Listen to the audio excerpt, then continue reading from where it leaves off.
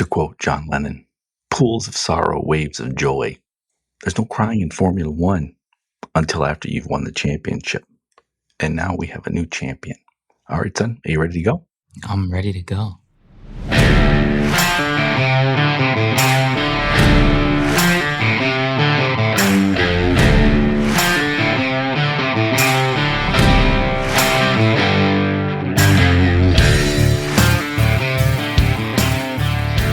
Hello, welcome to Hard Compound, an American take on Formula One.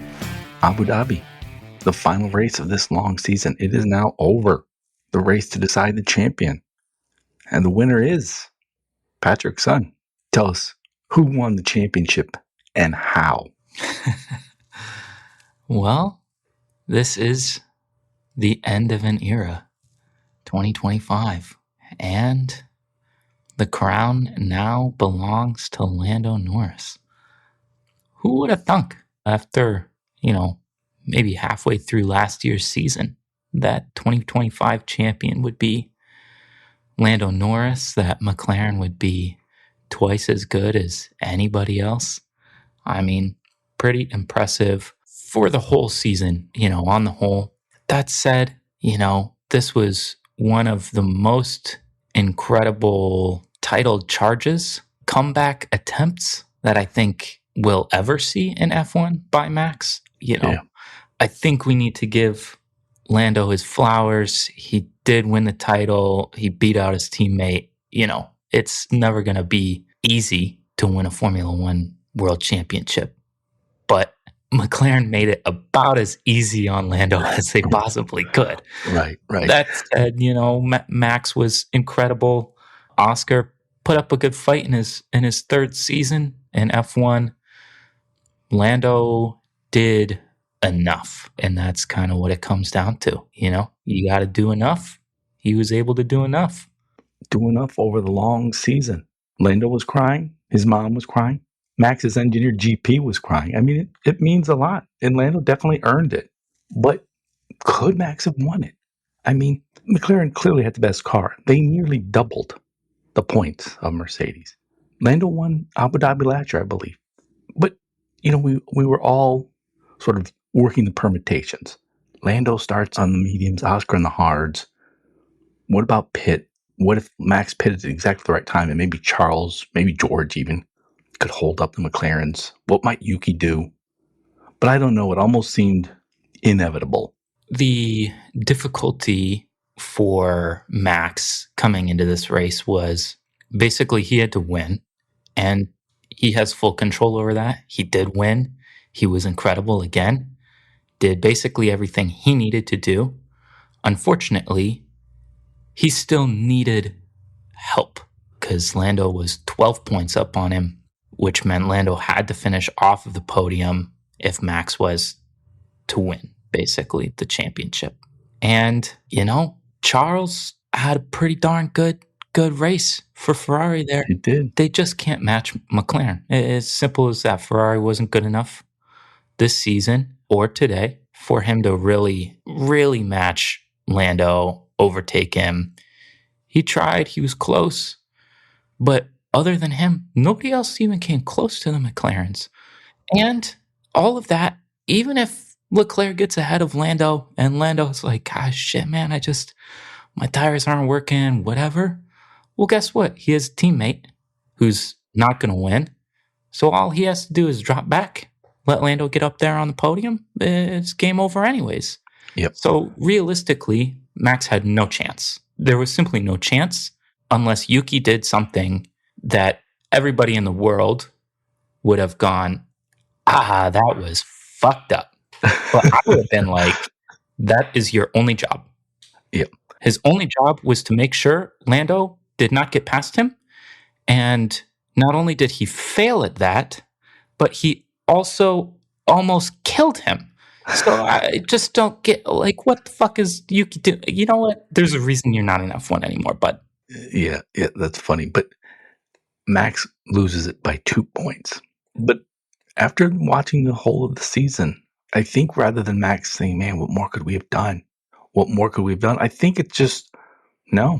I went up against one of the most dominant cars in history and I made them work for it. They never could take a day off because of me. I mean, I just think maybe he won't win 5, maybe he won't win 7.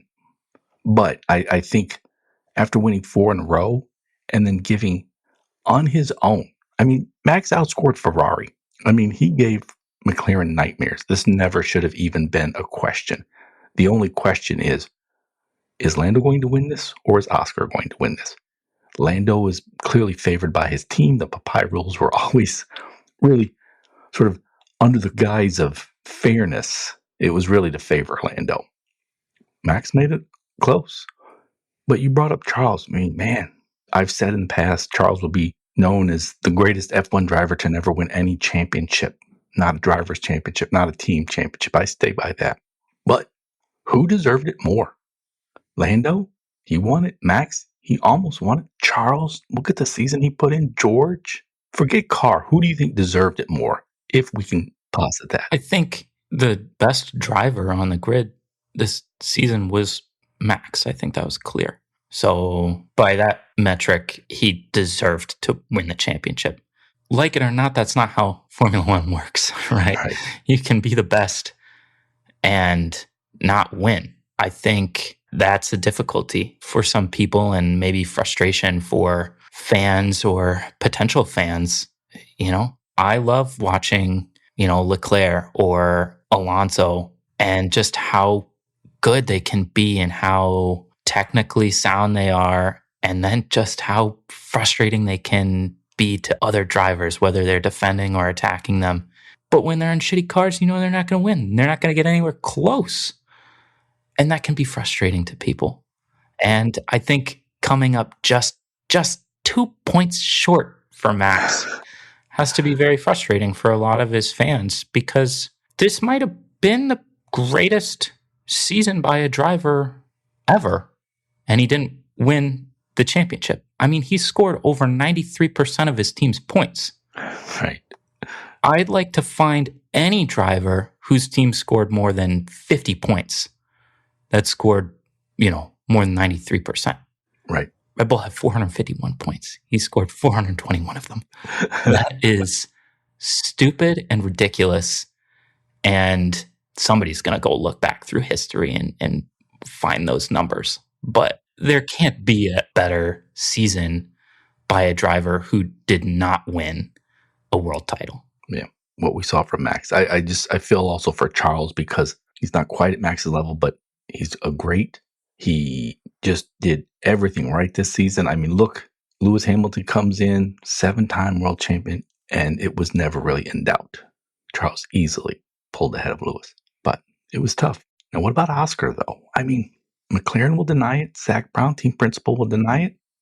I've said all along, the team favors Lando. They do whatever they can to make it easiest for Lando, best for Lando. That said, I know it's only his 3rd season, but he faltered bad down the end. The second half, he was gassed. He really just didn't sustain it. 24 races, all the sprints, he did not sustain it. But there's also the sense that his team didn't have his back, at least not number one. What do you think he does? Well, I think he's got to pull up. And are Australians soft? Because I kind of feel like every Australian that I've seen in Formula One is kind of fucking soft. Yeah, Danny, I'm looking at you. Mark Webber, I'm looking at you. Like, look, you got to have mental fortitude. You're in the best car. All you have to do is beat your teammate. And you beat your teammate for 3/4 of the season. And then you roll up in the last quarter of the season through the Americas and then back into the Middle East, and you just lay eggs. You end up coming 3rd in the Drivers' Championship. You weren't even really in the question the last 3 races. Right. It was all like, yeah, Max Orlando, Max Orlando, Max Orlando. Oscar was nowhere. Like, dude, you're in the best car. You were 100 and whatever points ahead of Max going into summer break, and you were nowhere. I mean, I get it if your team maybe is favoring the other driver, sure. But, like, you got to toughen up, and you got to stand your ground figure out the best setup and race strategy for yourself. I mean, I don't know. It feels like they're soft down under, I guess. Yeah, I mean, the final standings, Lando 423, Max 421, Oscar 410. They were the only ones still in it in the last couple of races, but that's only 13 points separating. But they both had that disqualification, the plank thing. I think Lando maybe had one more DNF. So the 13 points down, and when you look at that in isolation, like, well, he's the younger driver. He's not their number one. He just lost out. But I think over the course of the season, you're right. He looked the best, looked like he was going to win the championship. So much so that anytime McLaren got on the radio, we thought, oh, they're going to ask Oscar to do something to let Lando through. But, I mean, it turned out wise. I mean, he just seemed to falter. Another one who seemed to falter, and this shocks me, Lewis Hamilton. I don't know how for 15 years Alonso can be in garbage cars and still bring it every Sunday. Charles Leclerc, I mean, he's the Ferrari golden boy. Can't seem to win. He does everything he can.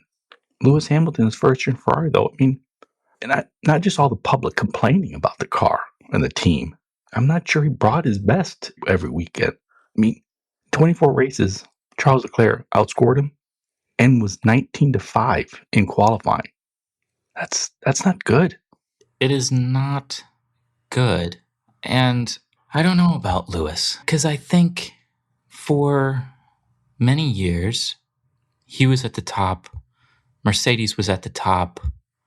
And he did bring it, and he made sure everybody knew that he was the best and that he was going to be the best. And then all of a sudden, Mercedes kind of fell off, and he got frustrated and very publicly, decried the team and their ability to make a decent car. And then he decides, oh, I'm going to make the big move. I'm going to make the big splashy move, go to Ferrari. And then Ferrari's garbage too. And again, Hamilton is the diva on the F1 grid. He will always be, that is his role. He's been an incredible driver for 18 years or whatever it is. 19, I think. 19. And I think he deserves a lot of the slack that he gets for kind of, being a bit much. But I think his sort of antics and public statements really, where they could have been, helpful in pushing Mercedes, I think really were a detriment to Ferrari this season. And I don't know what it's like inside of Ferrari, that team, the engineers in Italy, that kind of thing. But I can't imagine that having a 7-time world champion come in and then drive, frankly, relatively poorly throughout the season, and the whole time say that it's your fault. Right. I think, that probably isn't going over well. Yeah. And I think nobody is going to then be motivated to make anything better. Because they're like, well, F you. I don't want to help you. You're being an asshole to me. So Lewis left Mercedes the winningest driver ever. He deserves all the accolades, all the privileges that entails. He signs the big brand ambassador deal with Ferrari. He deserved it. It's sort of like, hey, you left at the top of your game and you're being richly rewarded. But then he goes inside Ferrari and it sort of seems like, oh, no, I did demand the best car. I'm like, sorry, dude, that's not how it works. You're the winningest driver. We're giving you more money than anybody. Just be a brand ambassador. But, now you're sort of publicly trashing the team because you don't have the best car. Well, it's like, yeah, you don't. Neither does Charles. Neither does George or Kimi or Max. I do think it kind of, Lewis took a hit to his reputation this year. Although you mentioned the big signing. So Lewis going to Ferrari was the big signing for the year. But the second biggest wasn't a driver, it was Adrian Newey, the designer, aerodynamicist, going to Aston Martin. And I wonder, did Ferrari make a bad choice? Would they have been better off hiring Adrian Newey? Well, I have no idea. We'll find out next year, maybe. I think Adrian Newey is very smart, very talented at understanding aerodynamics rules and figuring out how best to design an F1 car to kind of make it go as fast as it can in many ways. But he's not a god. He's one person. He can, give a team direction, give engineers direction, but I don't believe that he is solely responsible for, carrying out the will. He can do good things. I don't think that him at Aston is going to be the reason that Aston gets monumentally better if they do. I don't think that he would be able to simply turn around Ferrari. And Ferrari's a weird place. They are so far removed from how any other team operates in that they're so corporate and brand focused. And that is what matters more than sort of winning almost. And that's why they haven't won for like 2 decades, basically. And so I think Hamilton coming in makes sense for that team. You're going to be a brand ambassador. You're going to kind of be the face of Ferrari. That makes sense to me. If they were to bring in Adrian Newey, I think they go, you're on a tight leash. You don't just get to wave your hands and have things happen. It doesn't work like that. This is Ferrari. There are levels.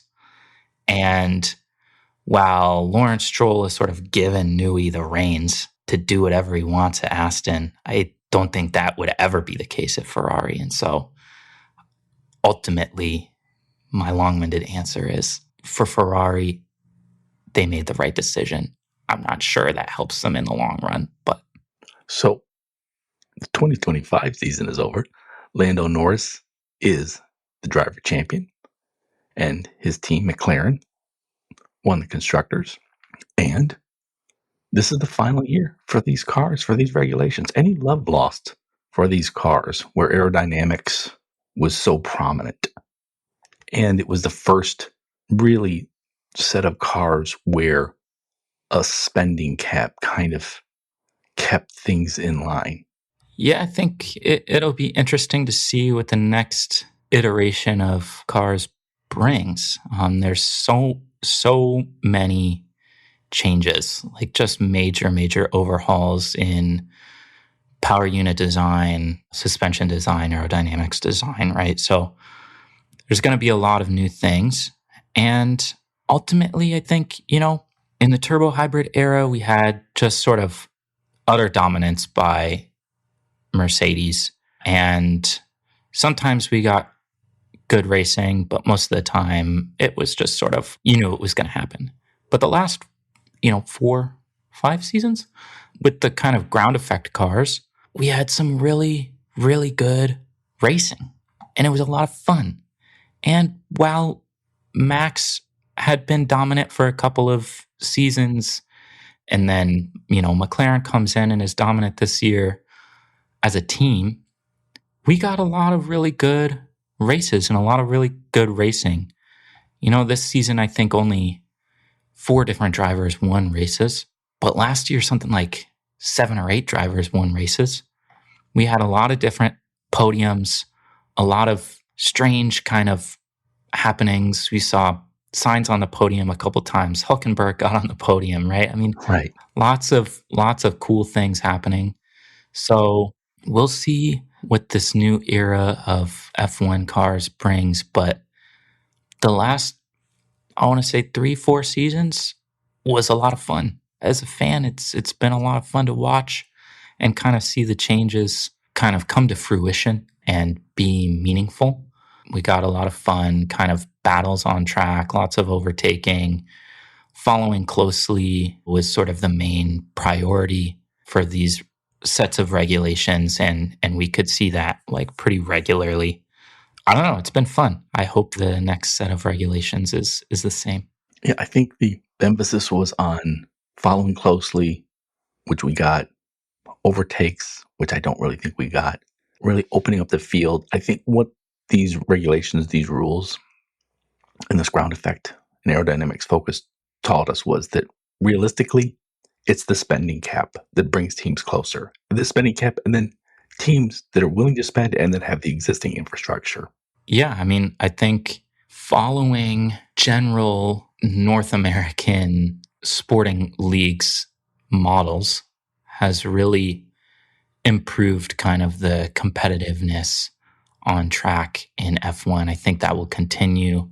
You know, there's been a lot of growth in the sport and a lot of investment from an American perspective in the sport in the last, 5-6 years.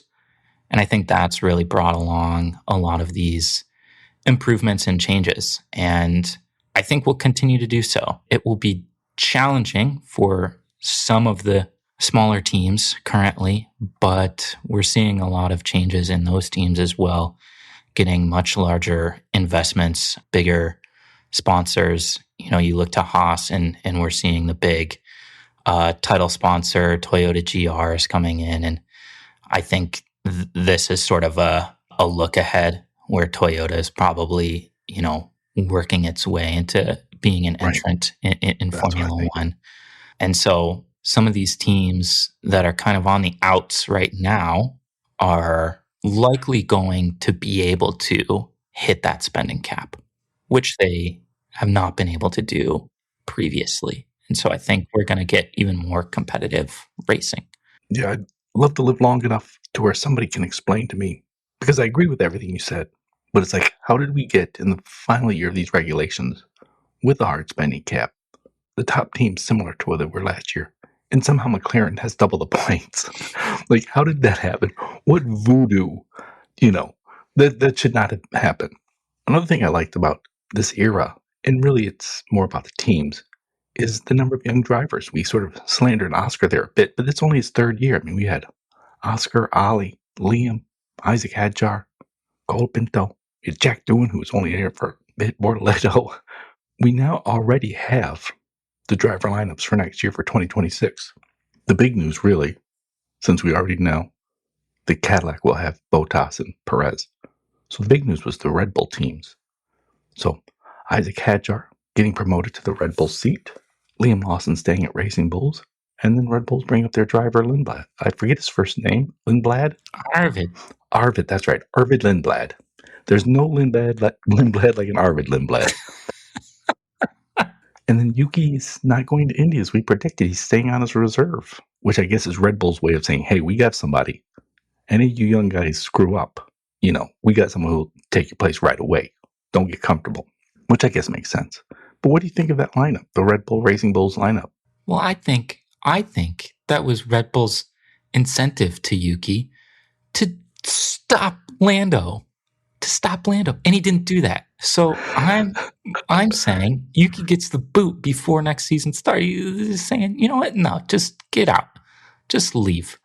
But no, I think it'll be very interesting to see how competitive that second Red Bull seat will be next year. I'm hoping that it won't be as unruly as it has been the last 2 seasons. I'm hoping that Isack can.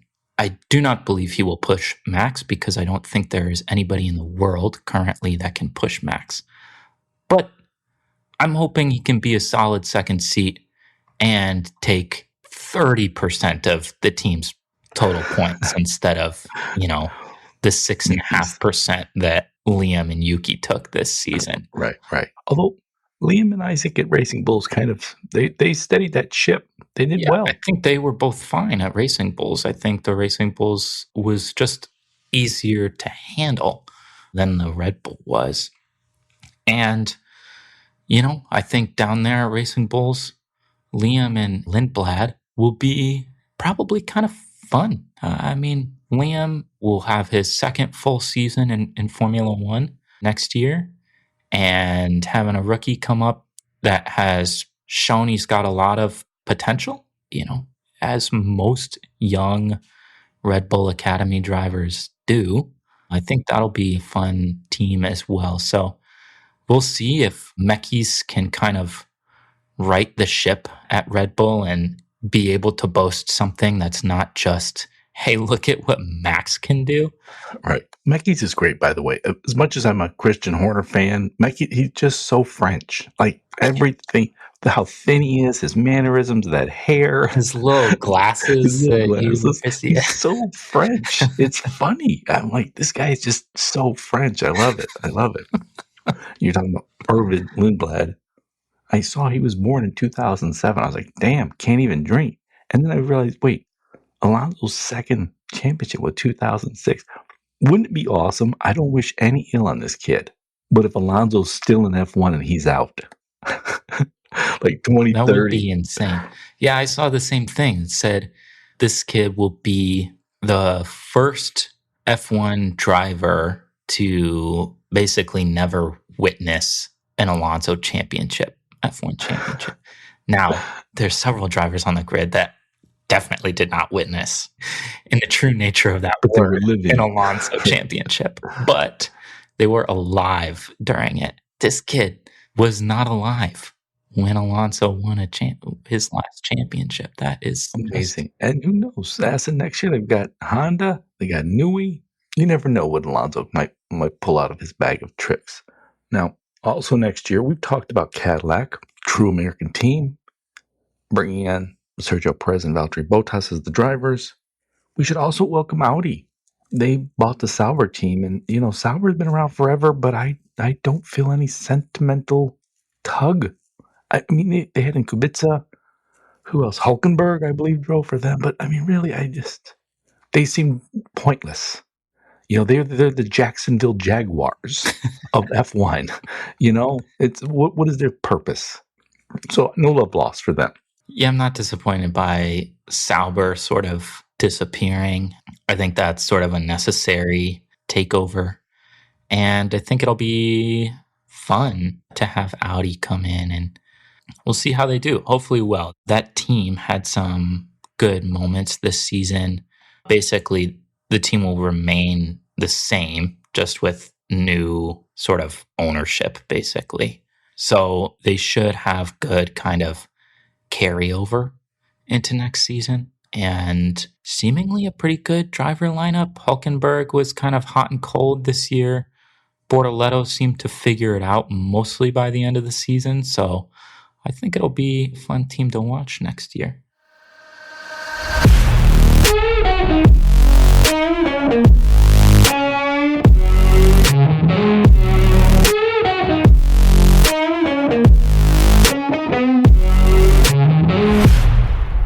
Switching to the soft compound, Lando Norris, your F1 champion. That's another British F1 champion. Good for them. But I'm thinking again about the growth of F1 in America. We keep stacking the wins here.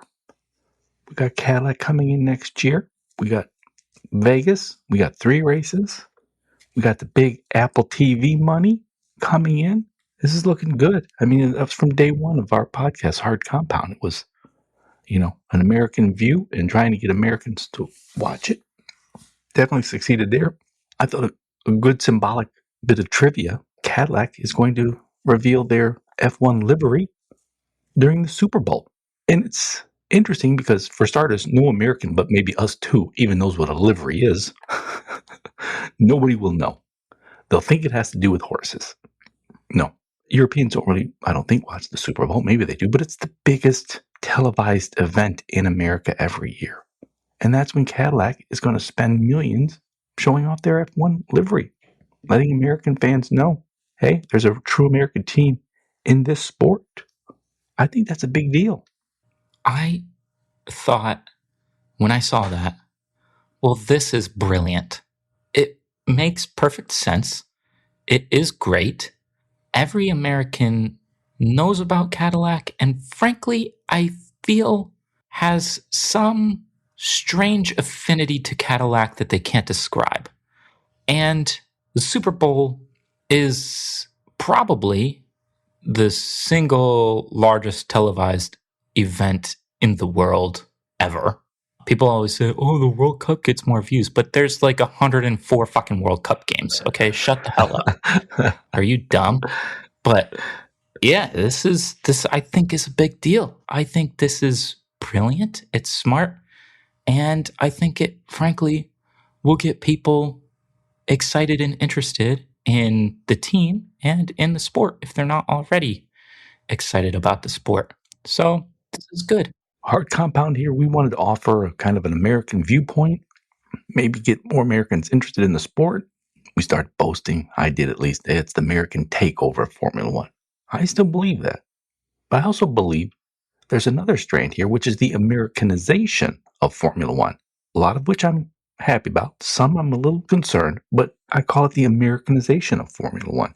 Now, you touched on Toyota sort of taking a bigger role with Haas. Toyota's obviously a Japanese company, but they make their big money in America. And I think if Americans weren't paying attention to F1, if Americans weren't watching F1, if there weren't all these American tech companies and all these sponsors from America in F1, I don't think Toyota would be here.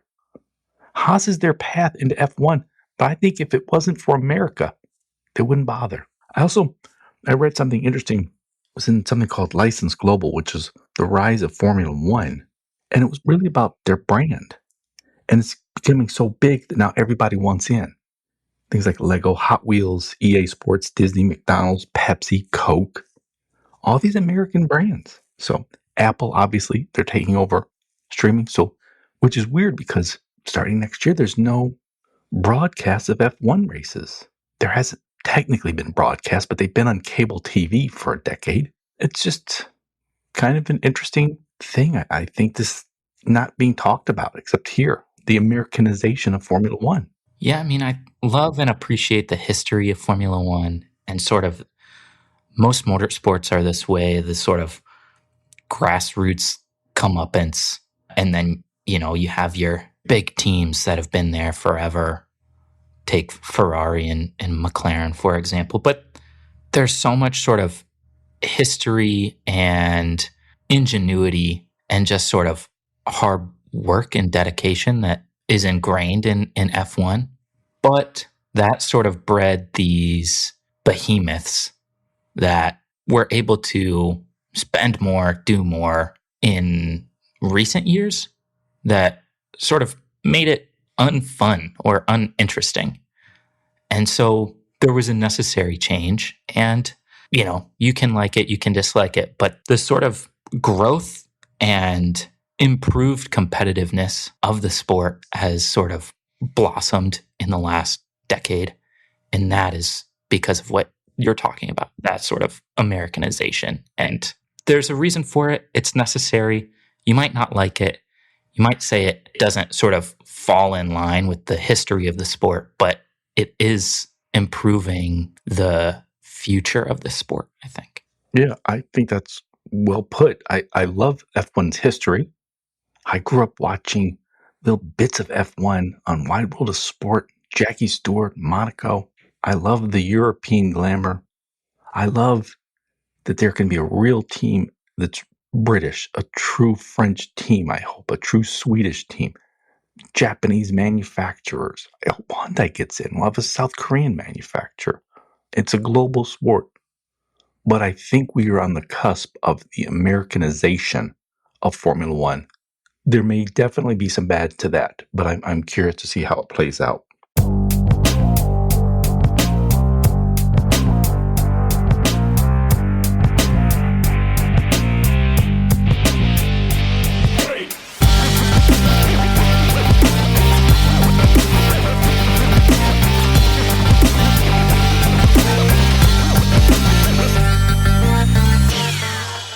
Dirty Ear segment. One thing that's going on here in America right now, it's the big college football season. One of the things I love about college football, it's damn close to being high-level professional sports, but the teams are from colleges that we all go to, so there's a deeply personal connection. Unless you work for Red Bull, your deeply personal connection to Red Bull doesn't really exist, or Mercedes, or Alpine even if you're French, let's say. But if you went to University of Michigan, University of Texas, University of Alabama, you're going to have that deeply personal connection, I think. I think we need to have that. I don't know how we get that, though.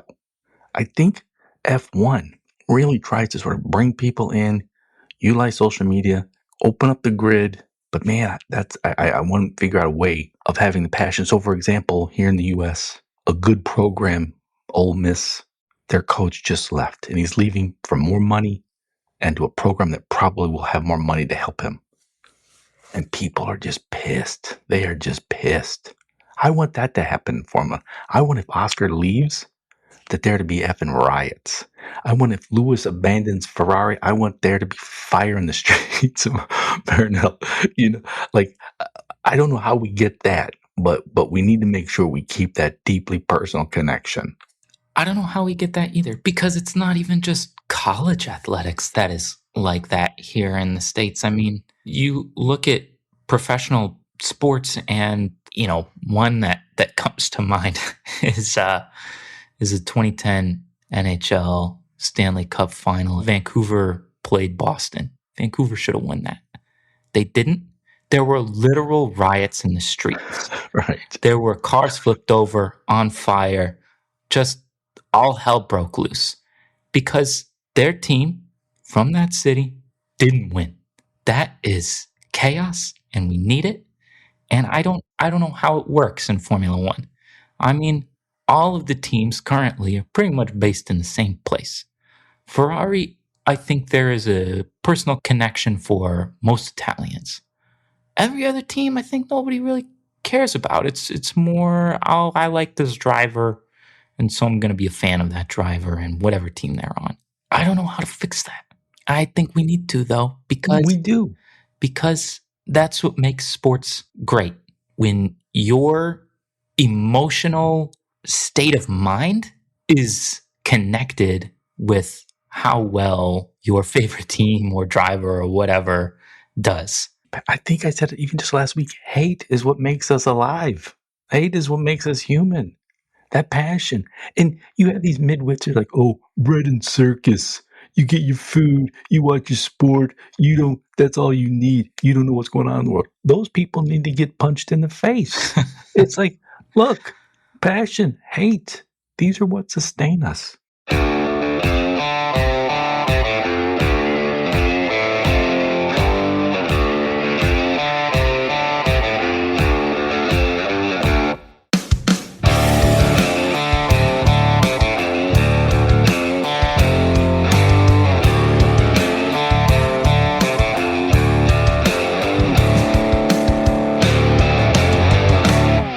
Across the line. That is our segment where we predict the top 5 for the next race. The next race is next year, Patrick. 90 days. I'm not going to do that. Really, only in 90 days? I think it's crazy. 90 days. The season is so long.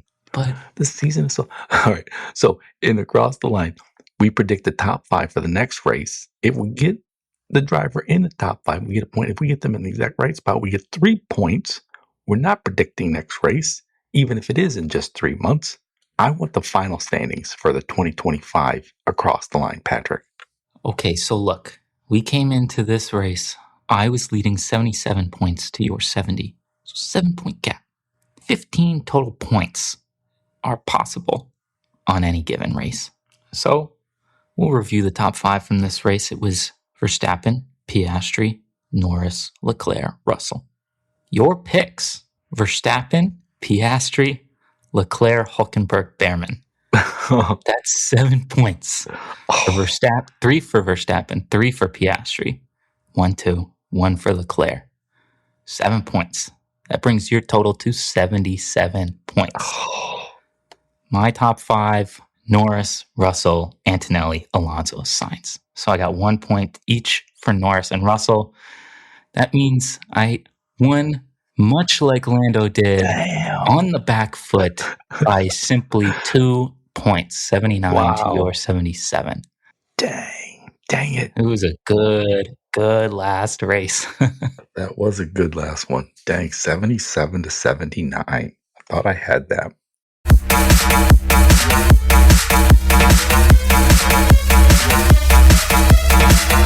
Any crazy predictions, Patrick? The season is over. Any crazy predictions for the off season or the start of the 2026 season? Well, I didn't have a crazy prediction last week, so I figured I had to rack my brain this week, and I came up with a lot of crazy predictions. So, crazy prediction number 1, Lando Norris never wins another title. This is his one and only. He won't win another driver's title. Crazy prediction number 2, both Audi and Cadillac finish in the top 6 in the Constructors' Championship in 2026. Wow. I actually could believe Cadillac. Audi taking over Sauber, I'm less convinced. We'll see. All right, that's a crazy one. That's crazy. Okay, kind of similar to the Lando one. Crazy prediction number 3, Ollie Behrman becomes the next British driver to win a driver's title. Oh, that's a good one. Not George, not Lando. The next driver will be Ollie Behrman, next British driver. That's a good one. I can believe that if he gets the right car, who knows? Maybe he moves into Ferrari. Maybe Lewis leaves after next year. Those are good. I really like that one. Okay, and last crazy prediction. Crazy prediction number 4. Helmut Marko, crazy old man at Red Bull.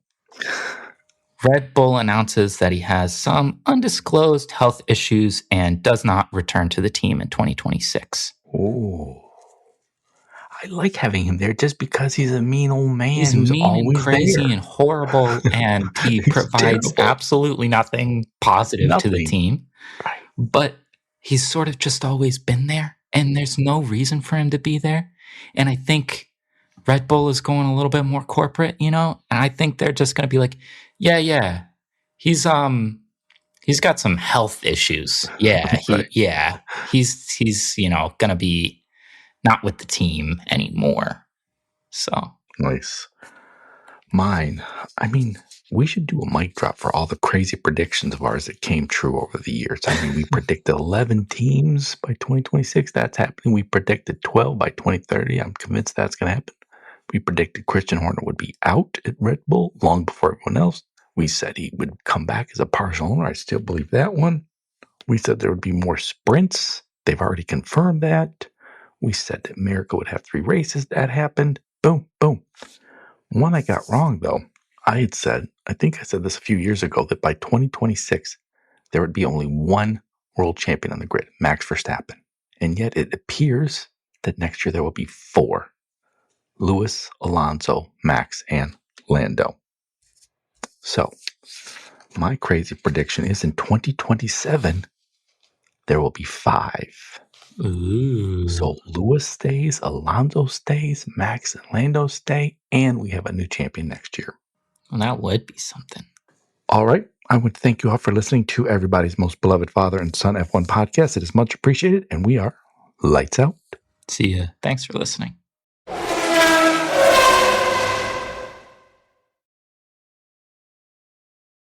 You just finished listening to Hard Compound, recorded in Ann Arbor, Michigan, and around the world.